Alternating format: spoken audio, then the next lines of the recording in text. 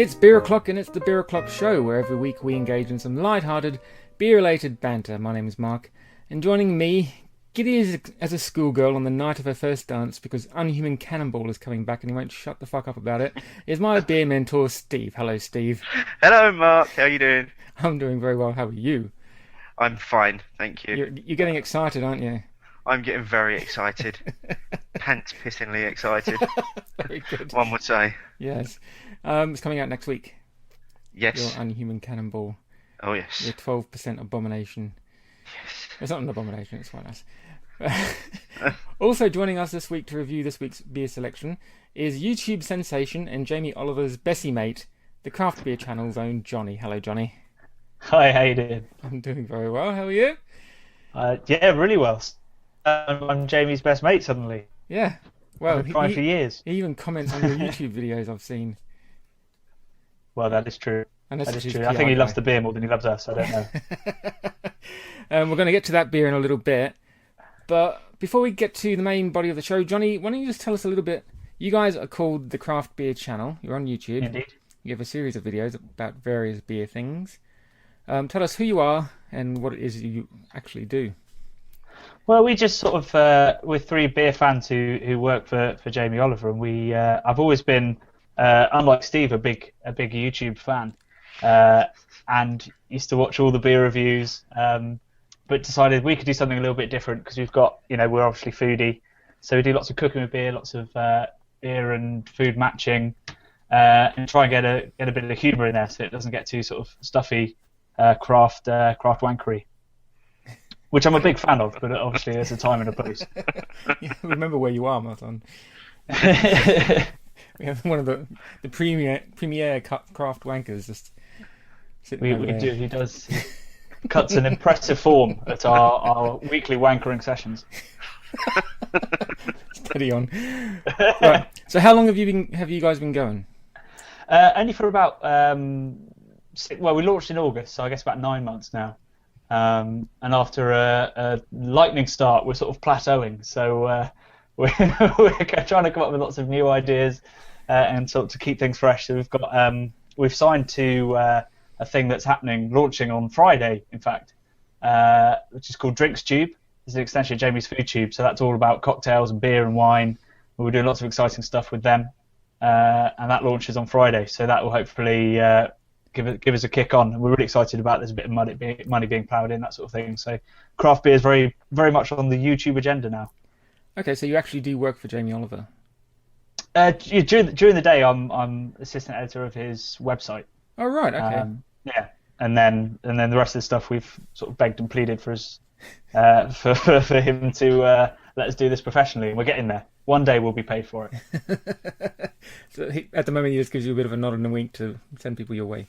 Yeah, exactly. He loves what we do, and he thinks we're quite good cooks when it comes to beer. So he's happy to give us a little push.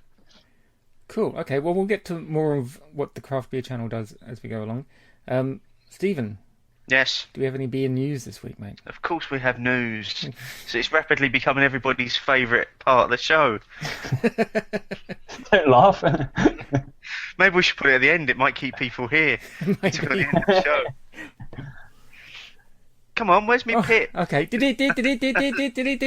There we are. Okay, this week's news. It's all about the craft beer company this week. Actually, it's the only news I could dig up. So, firstly, starting this Friday, they've got the 100 Craft Beer Festival running at the Clapham Craft Beer Co.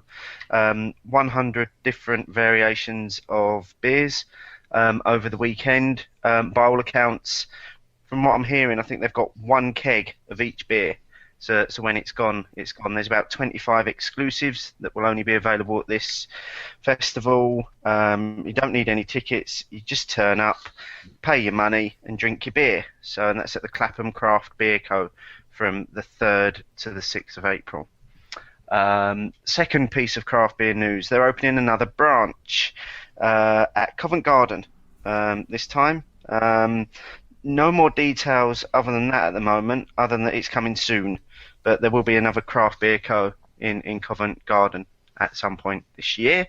And then just the final piece of news, as you mentioned in the intro, we are now just mere days away from the launch of Unhuman Cannibal, which will be at the Craft Beer Co.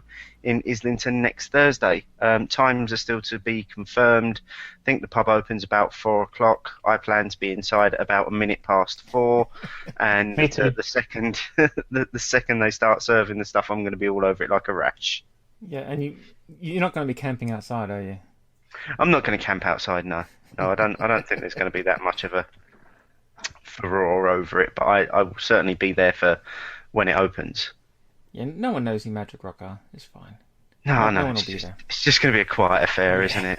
Only a couple of craft wankers will turn up. Yeah, because I'm going to say nothing about it on Twitter over the next week or so, am I? Not at all. Might not start at a countdown clock. There's a week to go. Sleeps to Unhuman Cannibal. It's like my Christmas. Oh, very good. Have you taken the day off after? No. I've got to do things with my children the day after. Because last time you didn't fare too well after we drank it last time. Mind you, we did do it in half an hour. Yeah, I suffered a little, and we did do the whole big bottle. I can taper it a little bit in glasses. Yeah, I won't be there to lead you astray. It's okay. I will. Are you coming? Are you, Johnny?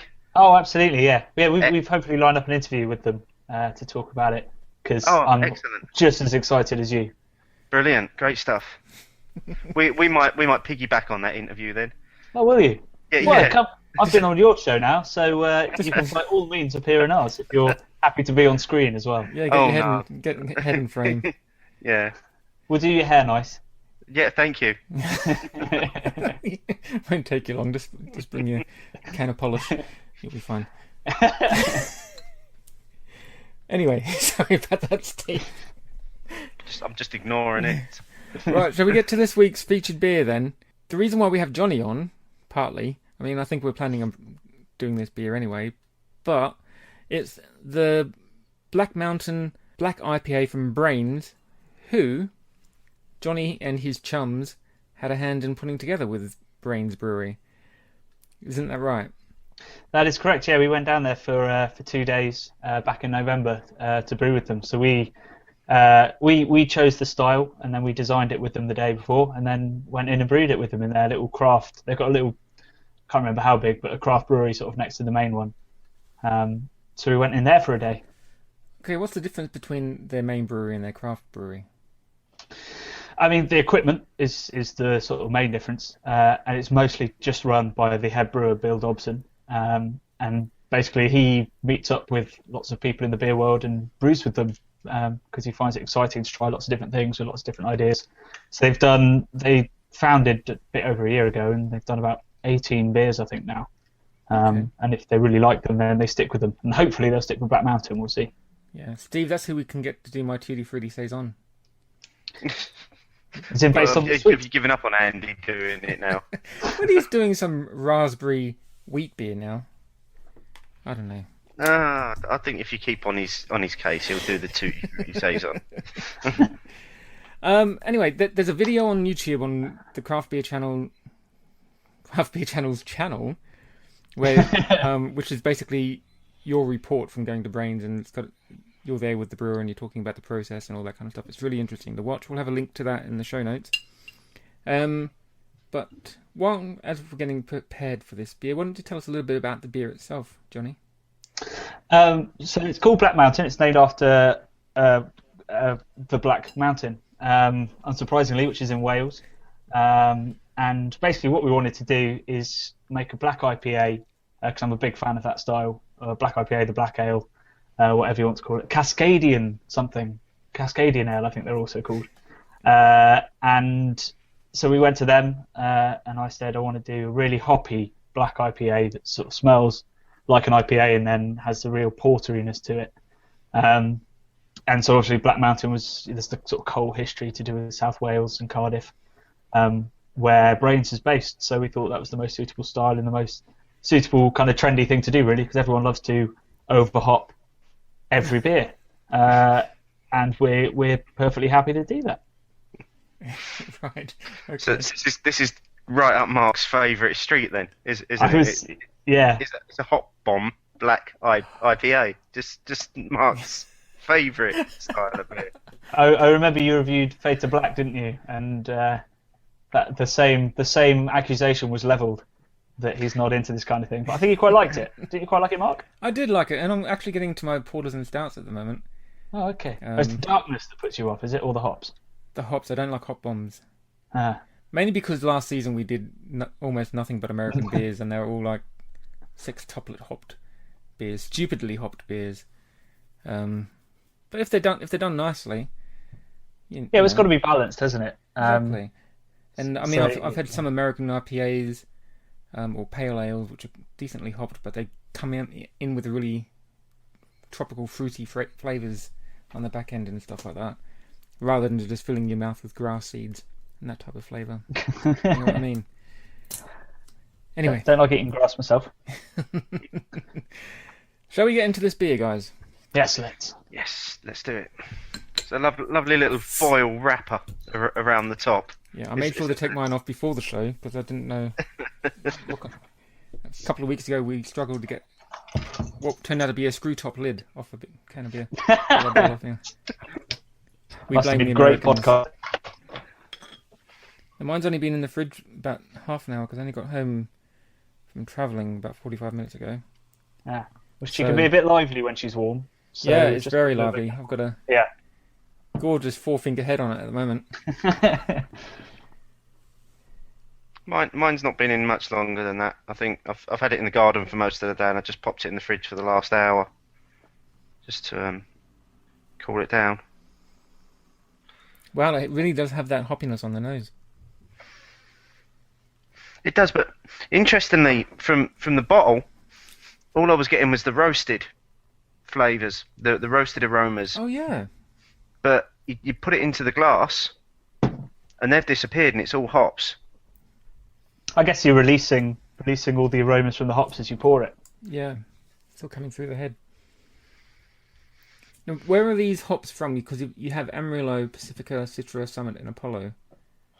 Yeah, so I mean, when we were choosing the hops, we sort of chose Amarillo because it's got that slightly, I don't know, sort of almost orangey kind of thing to it, and we thought orange and dark beers, chocolatiness would be really nice. And Pacifica's a little bit similar, a little bit lemony, I think, is the tasting note, which you don't really get on this. I think it's slightly over-dominated, but you get the citricness, the sort of pithiness that we quite liked. Pacifica is New Zealand, I think. New Zealandish. The kiwi. It's a kiwi hop. That's what it's called.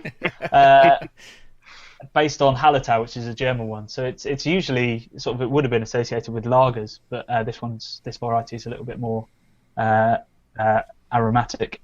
And then Citra, because obviously it's an IPA, so It's got to have loads of citra in it then. hasn't it? Exactly. Yeah, that's the American way. Yeah. And then Summit and Apollo are for the bittering of it. But at the end, with the final hop edition, we threw all 5 of them in there just to make sure, So apart from the Pacifica, are the others all American ones? I believe so. Okay. Apollo might be British, Okay. possibly. But yeah, I mean, it's quite an American kind of style, yeah. There's a bit of fustiness, I think, in Pacifica that you get in the British pales. But otherwise, yeah, very much an American style. Okay, so the label's saying that it's going to start off with a coffee, licorice, and burnt coffee taste, and then an explosion of hops. So this is going to be interesting. Right. And then a smoky finish, hopefully. Yeah. Mm. Shall we get into this if I can make my way through this now 3-finger head? Mm. All right. Cheers, guys. Let's do it. Cheers. I actually got a scent of chocolate while I was drinking that. Oh, super. Yeah. Right, now, before I say anything, I just want to say, I've got a bit of a sore throat tonight, so I might be struggling to actually pick up any flavours of any description. Oh, God. So this could be another one of those, it tastes a bit like black water moment for me. I'm certainly not getting the coffee initially, or the chocolate, but I am getting the citrus kick from the hops, and I'm getting a very bitter finish as well. Mm-hmm. at the moment. But I'm going to go in again, and I'm going to keep persevering. But things have been tasting a bit off all day. But being the professional that we are, we carry on, even if we can't taste We'll have anything. to have more beer. Yeah, we'll just have to keep drinking it. The funny thing is, I can't actually taste the chocolate, but while I'm drinking it, I get the scent of chocolate rising up into my nose, obviously. But I'm getting that roastedness and, like it says on the label, that wash of hops afterwards. Yeah, I mean, to be honest, I'm getting a little bit less of the hop than we used to. And this beer was brewed in November, so it's probably possibly lost a little bit of its hoppiness through the burn. But it's quite a dark bottle. The one criticism I have of the beer, and if we ever brewed it again, is I do think it's slightly too highly carbonated, which I think distracts a little bit, particularly on the malt flavours. I don't know whether you guys are getting that. You're asking the wrong bloke here. I couldn't tell you. To be honest, it's actually quite welcoming tonight because it's giving my throat the sort of tickle that it really needs. So you certainly got no complaints about it being too carbonated from me. It's quite light tasting, isn't it? It is. I'm getting a lot more of the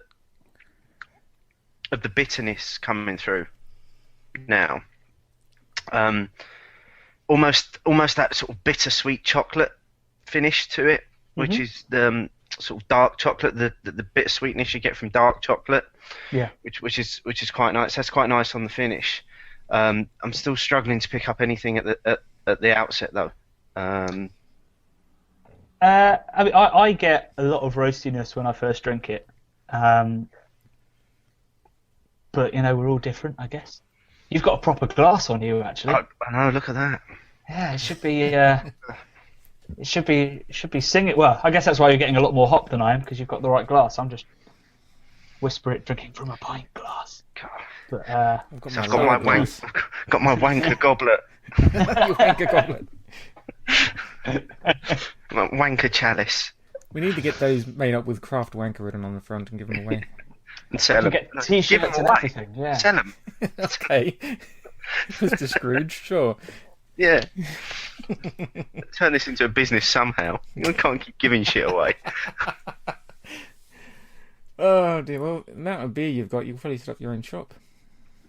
I'm doing well to get through it all at the moment, actually. I'm finding it. The one thing I'm finding about it, and this isn't just isolated to this. I've found this because I've done quite a few of the Brains Craft Brewery beers. They don't seem to have the kind of thickness or the body that you get from other craft brands. And I don't know whether that's because it's kind of a bit of a side project for them and they just play around with new ideas, whereas other brands put their whole into what they produce. But it's just a little bit, for a black IPA, it's a little bit thin for me, and I'd want maybe a little bit more thickness from it, if that makes sense. Well, yeah, I mean, it is very light on the palate, and I think a lot of their beers are. And sometimes it works really well. Like their Atlantic White is really nice, and amazing that it's something like 6%. Atlantic White's their Vice beer. But yeah, I think when I say highly carbonated, maybe what I perhaps mean is it is a little bit light on the tongue. And that's partly, I think, it's only 5%, which is very low for a black IPA. Yeah, maybe with the amount of hops that you've chucked at it, I'm surprised it came in that low. Well, I mean, we didn't load a load of malt in there to get the ABV up. I think we decided to keep it fairly sessionable. I love that 5% is now a session beer. But but yeah, I mean, you could up the ABV and that would change the mouthfeel a little bit, or carbonate it a little bit less, and maybe you get a bit more body that way. But equally, the carbonation really helps with the aromas coming out. So I'm kind of torn. I think it's better on keg than in bottle, actually. I think it's got a bit more mouthfeel to it. Then. I think another one of the ones that we've chatted about recently. I know Mark mentioned, I think it was last week or the week before, about the Boilermaker as well. That it's a beer that Mark really enjoys, but I struggle to get on with it. But yet when they first launched their craft brewery, I was a massive fan of the Barry Island IPA. But that was very much. If I was to revisit that now, I'm not sure I would be. No, I don't think you would, given what you said about this one. Yeah. And that had nothing to do with the fact that I won a crate of the Barry Island IPA at the Great British Beer Festival and had 18 bottles of it. What I had to drink. Had to drink. Obligated. Did you have to drink it? Well, yeah. This was early on in my craft wanker days. I didn't know many other wankers back then, and I had to get. I think I might have given like 2 bottles to Mark or something, but I think that might have been about it. What did Mark think? I don't know whether he got around to drinking them. I'm sure I did. I can't remember. It's so long. It's what it tasted like beer. Yeah, it tasted like beer. I say, I mean, I've heard really good things about Boilermaker, but I've only ever drunk it while exceptionally pissed. So I couldn't give you a single tasting note on it. But I'm sure I enjoyed it at the time. Yeah, I can't remember what I thought of it, but other than I really liked it. It was just really refreshing. I think that's their wheat beer, isn't it? No, that's the whiskey IPA. Oh, the whiskey IPA, yeah, that was quite nice. It wasn't like I think I said to you last week, Steve. It's neither too whiskey-ish or too IPA-ish. Yeah, that's probably why it doesn't work for me.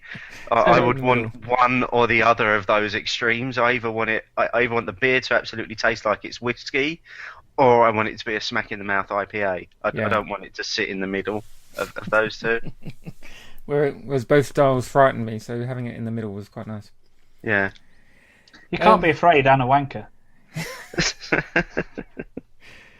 Oh, yes. Well, I don't classify myself as a wanker. I haven't reached those echelons yet of craft beer. We're going to have to put an 18 certificate on this. You know what? I was just thinking that. Well, I had a slight moment of panic. You shouldn't drink under 18, but I had a slight moment of panic last week when I was listening to the show before we released it. That there was a moment where I had a bit of a rant about being a wanker again last week, and it actually sounded quite offensive, and because there was no context to it, I felt as though I had to apologise on Twitter for the foul language. But just to clarify this week, when we use the term wanker or craft wanker, or I think in the past I've used wine wanker and whiskey wanker, we're essentially talking about nerds that are really into their beer geeks. It's just an affectionate term that we've coined for ourselves, being craft wankers. So please, when you hear us referring to wankers, that's all we're referring to. Stop saying it, Steve. Okay. It's not making it any better, is it? No. As I think Mark and I have said in the past, you wouldn't expect children to be listening to a podcast about beer, would you? No. You'd hope not. Imagine you're in a pub and this is the kind of conversation you'll sometimes hear, depending on the class of your establishment, obviously. Can you guys forgive my ignorance and just tell me a little bit more about Brains itself? Because you're saying that the craft brewery is kind of an addition to their main brewery. What other beers do they do? Well, they're most famous for Brains SA, which, if you can get it on keg, nice and fresh, is absolutely delicious. I'm a really big fan of it. They also have Brains Gold and Brains Black, which I don't think are as good a beers. But SA's lovely sort of treacly, toffee kind of best bitter with a nice bitter finish. Okay, a proper old school British beer. I think I had a half of that in Camden once. Pub had SA or? I think. I can't remember. Anyway, it rings a bell. So thanks for that. So are they better known for their craft brewery stuff now than? I'd say it was about 50-50 now.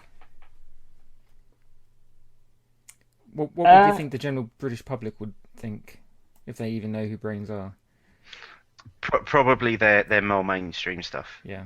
Actually. Yeah, I think SA's pretty well known as a beer, particularly in the southwest and in Wales. If you go to Wales, it's pretty much their Carling, to be honest. Okay. It's in almost every pub, I'd say. So one of those big three by Brains will be in there. But in the craft circles, they're getting well known, and I think whatever you say of the mouthfeel or that sort of thing, they're trying lots and lots of different things. When we say black IPA, like a lot of crafty people are like, "Oh, black IPA is not even a real style," and wouldn't sort of touch it with a barge pole. Apparently. But I love that. And Kramer, our friends at Kramer, are doing a whole series called Insult to History. I think that maybe started with their black IPA. And I love it as a style because it's challenging and it's different. And I love that Brains are doing that kind of thing. And they brought out Bragging Rights, which was based on a brag, I think it's called, which is a very, very old recipe, Welsh recipe for beer, that sort of thing. So they've definitely got the sort of the outlook right. And I personally think if you can get Black Mountain on keg, it's a really, really nice beer. I think it's lost a bit of its impact over the past sort of 4 or 5 months that it's been ready. Steve just agrees he's throwing bottle caps across the room. It's because I was going to say I fiddle with things when I'm doing this and. Okay, good. Yeah, let's stop there. You're a full-on craft wanker. Back to the show. I know the last couple of years they've had their craft stall at the Great British Beer Festival as well, and they've done a lot of their craft beers alongside the mainstream beers. And I tried one of the ones at last year's Great British Beer Festival was called Apocalypse, which was chocolate and bacon porter, which I have to say was probably the most disgusting thing I've ever tasted. It was like smelling a bag of Frazzles and then trying to drink this porter with that aroma and flavour running throughout it. It was just wrong. But as you say, Jonny, the Atlantic White is a really good.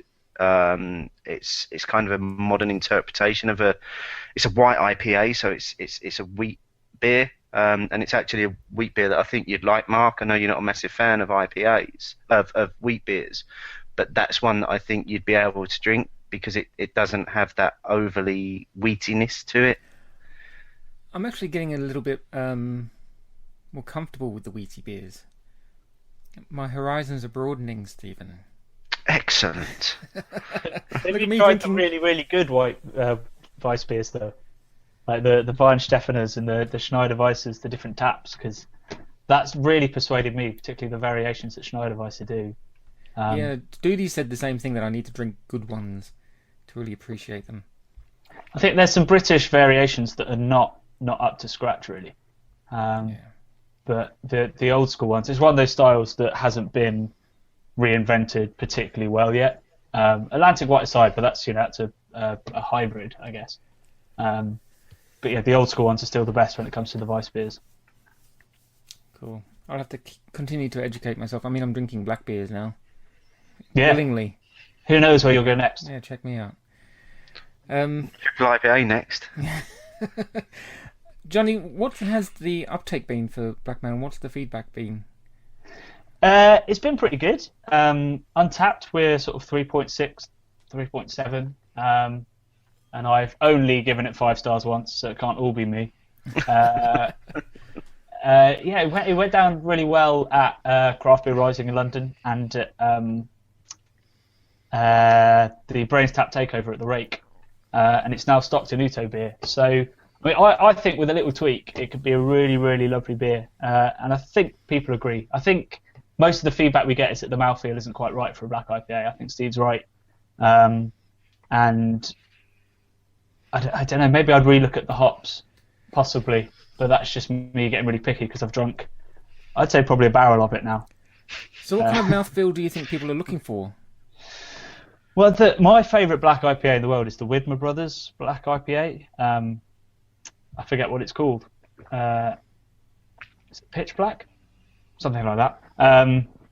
And that's got a really, it's borderline creamy, borderline sort of nitro. And that I think that's what people are looking for because they expect a higher ABV. So we don't want to do that because we wanted it to be slightly sessionable. But there's got to be a way to improve that mouthfeel. So it's just a little bit thicker, like Steve said.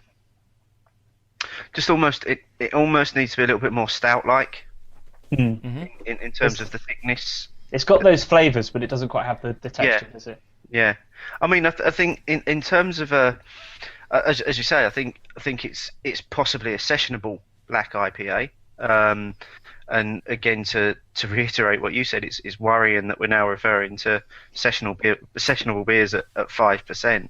Yeah. But it does just need a little bit of a tweak there. I think it's probably a good gateway beer if somebody's not tried a black IPA before and they want to give something a go.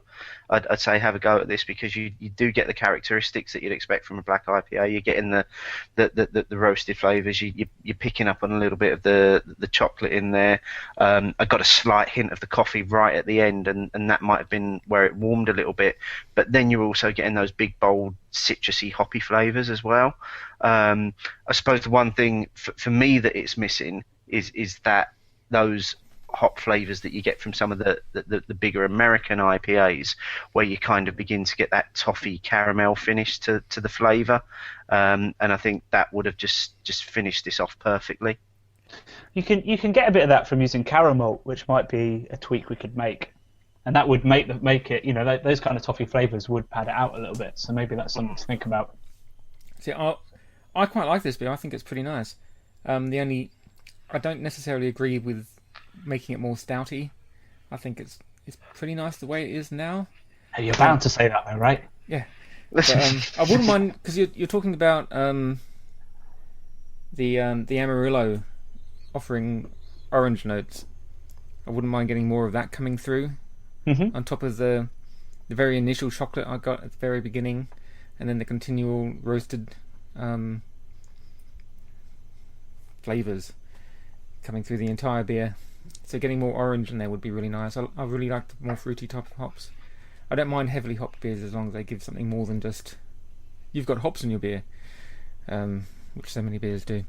But I think it's... Well, you would hope all beers do. No, but you know, where you just go, oh, well, this is pretty heavily hopped. What else do I get from it? Nothing, just hops. Yeah. You don't get any character some more from flavour it. in there, don't you? Yeah. I mean, you can go, okay, well, this is an American hopped beer. I can't get any flavours from it other than hops. You know, it's very one-dimensional. This beer, I think, is bordering on being a very good beer. If it has a few more of those dimensions to it, I would quite like to taste more orange in it. But that chocolate, when I got on the nose at the very beginning, when I was tasting it and it coming through in the flavours, was gorgeous. And then giving way to the hops and to the roast notes as well. Yeah, I mean, I think what people forget with Brains is that, well, the craft side, is that they're producing almost two different beers that they've never done before a month. And, you know, when you first try any beer by a craft brewery, they always tweak it onto like the second, third, fourth version. So maybe that's what we need to do. And I think there's definitely tweaks that can be made to improve it. But the fact that you're liking the chocolate turning into the hops is really, really good, because that's kind of what we were looking for. And if it needs a bit more orange, then I will give that to you, Mark. I will get you those oranges. Well, I would drink this again, to be quite honest with you. At 5% is very drinkable compared to the weird beer one we did. Was that last week or the week before? A couple of weeks ago now, yeah. A weeks ago, yeah, the Fade to Black, which was a 6%-ish. Yeah, 6.5, I think. Which was again a very drinkable black IPA, but a little bit stronger than this one. This one's very drinkable, 5%, which is pretty big for me. No, it's very nice. And hats off to you, mate. And the guy. Well, thank you very much. I think if you are looking for one to try that gives you that smack of orange, and I think I mentioned this before when we was up in Sheffield, Mallinson's do a beer called Citra Noir, which is a black Citra, and it's a single hopped black beer purely with Citra, and it was quite literally like drinking, almost like drinking like a Terry's chocolate orange. It was absolutely perfect. And I noticed on Twitter over the weekend they've now put it into bottles, so you can get yourself a bottle of Mallinson's Citra Noir. I'll give that a go in terms of that orangey kick that you're looking for. Yeah, I need to put this together. It was very, very nice. It was on cask in this little ramshackle of a pub in a back street in Sheffield, but it was absolutely perfect. I shall find me some. Any final thoughts on this beer, Steve? No, like you say, I think in summary, for me, it's very much a gateway black IPA. It's something, if somebody wants to give a black IPA a try, I would suggest they give this a go and try it. Maybe needs a little bit more stronger flavours for me, but that's just my personal taste. Yeah. That's not to say it's a bad thing. You know, I prefer bigger, bolder flavours in my beer. But that's why we work so well, Mark, because we balance each other out. You're the yin to my yang. That's right. I prefer the noticeable subtleties, shall we say? Contradiction, but still. Conspicuously subtle, yes. That's what this beer is. Okay, well, what's next on the cards for you guys, Jonny? What's coming up? We've got the Drinks Tube launch on Friday, so we've done some videos for that. We've done an introduction to beer styles, in which we just sort of go through, you know, the IPAs, the porters, and explain what they are. Drinks Tube is very much sort of starting at the beginning, sort of a Jamie approach, which is anyone can do this at home. So we've done that. We've done 3 lagers that are better than the lager you're drinking right now, to try and convince people to get off of the mass market stuff and just go one rung lower and go for, you know, the Camdens and that sort of thing, because they're just, the step up is just huge. And then in terms of what's happening on our channel, we've got an interview with Michel Roux coming out, which is very exciting. Chatted to him about beers. And then hopefully over the summer we're doing a booze cruise on the Norfolk Broads. Oh, cool. Hoping to do a Top Gear style race to Dark Star. And yeah, that's about it really. Just generally trying to be Top Gear but top beer.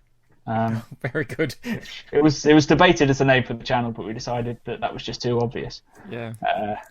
But yeah, that's about it. And obviously lots more cooking and focusing on the beer reviews as well, because we're sort of doing 2-minute beer reviews rather than the 15-minute epics that have made YouTube beer reviews so loved. And there is a very strong foodie slant to your channel as well, isn't there? Obviously coming from the Oliver stable. Yeah, I mean, we're real champions of the idea of beer at the table at dinner and at lunch, because, or even breakfast, hell, nice milk stout with your Cocoa Pops. So we're really trying to champion that, because, you know, beer has more flavour profiles than wine. There's so much more you can do with it. You know, you can't get the variation in wine that you can between, I don't know, a cherry lambic and an American West Coast IPA. You know, there couldn't be more different styles.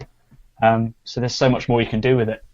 So that's what we're trying to prove to people, basically. We've just got a beer in our bonnet, you know. We're trying to change it. Cool. Okay. People can find you on YouTube at the Craft Beer Channel. That's the username on YouTube. Yeah. Just search that, or youtube.com/the Craft Beer Channel. What's your Twitter handle? At Beer Channel. Okay. Cool. Nice and easy. You'll see us using the W word almost constantly, mostly in relation to Steve. Very good. Thanks. You can find us on Twitter at Beer O'Clock Show, and the website is beeroclockshow.co.uk. Make sure to check out the beer list. We're getting ever closer to the end of part 1 of this season, and part 2 will be starting after a little break, and we'll have a fresh new beer list as well once that's done. Steve, any final words you have for Jonny? No, it's been an absolute pleasure to have you on the show, mate. I think we've been chatting about doing something like this for a while, and obviously the beer came along and gave us an opportunity to have you on and to put you guys on a slightly different medium. Yes, well, it's good not to have to worry about what my face is doing. Hence why we like to hide behind the microphone. We have good faces for podcasting. I'll get you guys on our channel. I have to. It's only fair. And if you have to wear a bag, then so be it. One final question for you, mate. I asked this of Andy Parker the other week. You're a London lad, if I'm not mistaken. What's your favourite pub in London, other than Brewdog Shepherd's Bush, which all the wankers go to? I mean, that is a fantastic place. Favourite pub in London? I think I love Southampton Arms, which is up in Highgate. They always have about 12 real ales, 6 ciders, and then two kegs, and that's amazing. But it's very, very busy, and the pub quiz is impossible. So I love that place. And then there's a wonderful, wonderful pub called the Old Fountain in Old Street, which is where I work, and that has a really good craft beer. You work at the Old Fountain? I drink at the Old Fountain, yes. I go there sometimes. Do you? Good Lord. Wow. Do you love the place?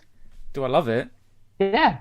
I've only been there a few times, but it's got sort of an 80s. I mean, there's a fish tank in the corner. It's got a proper 80s old man boozer feel. But yeah. The beer's amazing. The first time I went there, just I went read there down with the Steve. kitchen. Yeah. First time I went there, I went with Stephen. Yes. Sorry. We have Did you been fall there. asleep there, Steve? No, you're miles away for a second. Sorry.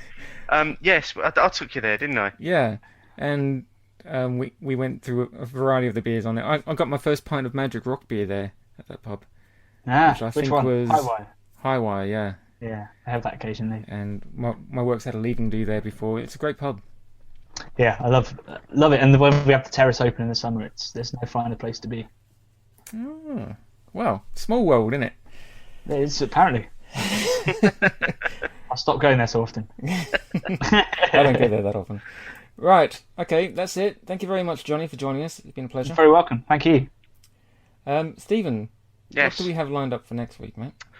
Next week we are doing beer by the Colonel. I think it's our first ever Colonel beer that we've featured on the show, and we're doing the London Sour, which is quite, by the ABV, is quite easy going, I think. 2.5%. Yeah, that's my ABV might be easy going. You might struggle with the fact that it's sour. But we'll see. It's kind of a double first for us. It's the first Colonel beer and the first sour, and quite possibly the first that's an ABV below 3% as well. Triple first. Yeah. Right, until next week, thank you very much. Bye-bye.